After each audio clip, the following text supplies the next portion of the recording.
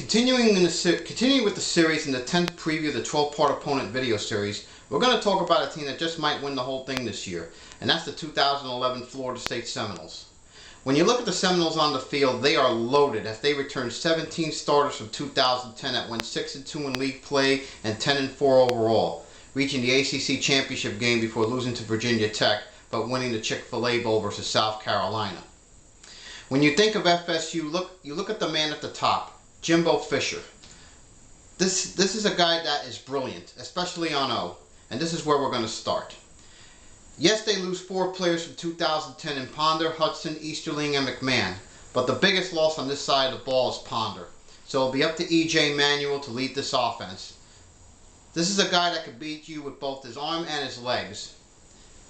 In 2010, he rushed for 366 yards and 3 touchdowns, and on the ground they returned their top 3 backs in Thompson, Jones, and Thomas, who combined to run for almost 2,000 yards last year, 1,862 to be exact, a 6.1 per carry average, and 17 touchdowns.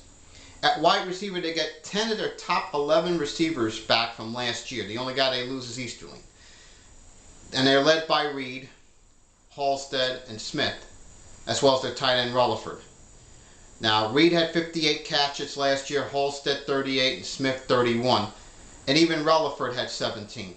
So Manuel will have weapons to get the ball to in 2011.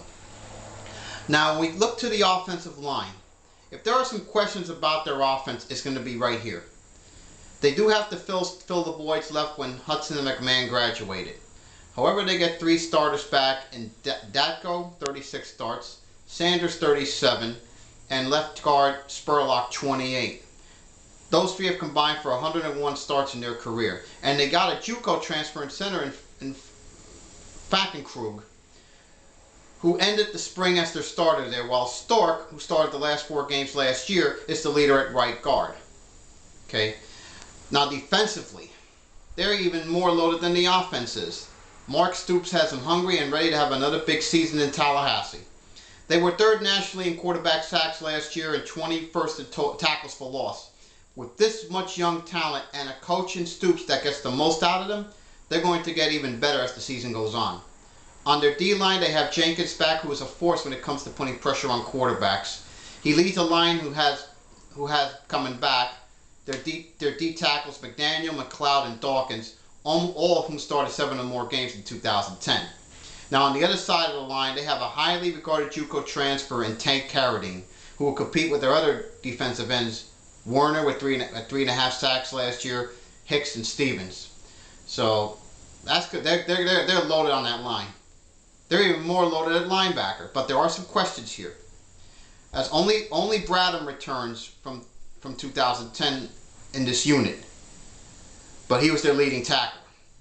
But don't be fooled for 1 second. They have several young players in that pipeline that saw playing time last year. That could be the next great players to come out of Tallahassee, and Christian Jones, Jeff Luke, Tevin Smith, and Williams.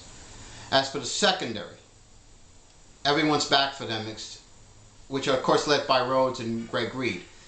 Both of those players combined for 33 defended passes, the most of any quarterback tandem in the country. Not to mention the fact that both their safeties are back in Moody and Parks. Moody had 79 tackles last year, and Parks had 44 hits with 6 deflections. However, the one that could be even better than Moody is LaMarcus Joyner, who over the spring moved ahead of Moody in the depth chart. And they have a reserve who can be just as good, if not better, in Harris, who had 41 tackles and 4 INTs. Now, on special teams, they get Hopkins back. He was 22 of 28 in field goals last year and made all 53 of his extra points. And at punter, they get Powell back, who averaged 44.3 yards per punt last year. Now, the return game, hey, you know they have a big weapon in Greg Reed, who could take one back to the house on almost every play. Now, not since the days of Dion has there been a weapon that potent back there. Now, when you look at the Noles schedule in 2011, they will be favored in every game except for Oklahoma. They have 3 tough games on their schedule this year, and 2 of them are at home. OU on September 17th, Miami November 12th. They do have to go to Clemson right after the Oklahoma game, which has been very tough for them in recent years. And they go to BC November 3rd on a Thursday night before the game with the Canes 9 days later. That's both in conference play.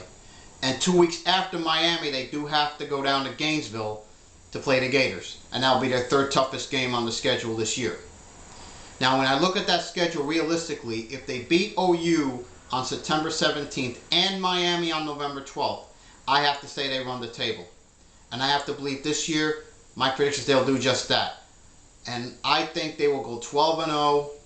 They'll run the table in the regular season, go undefeated in the Atlantic, and we'll see what happens in Charlotte. And they'll be in Charlotte playing for the ACC title. Now, in part 11 of the 12-part video series, I will preview the 2011 USF Bulls. See you then. Bye.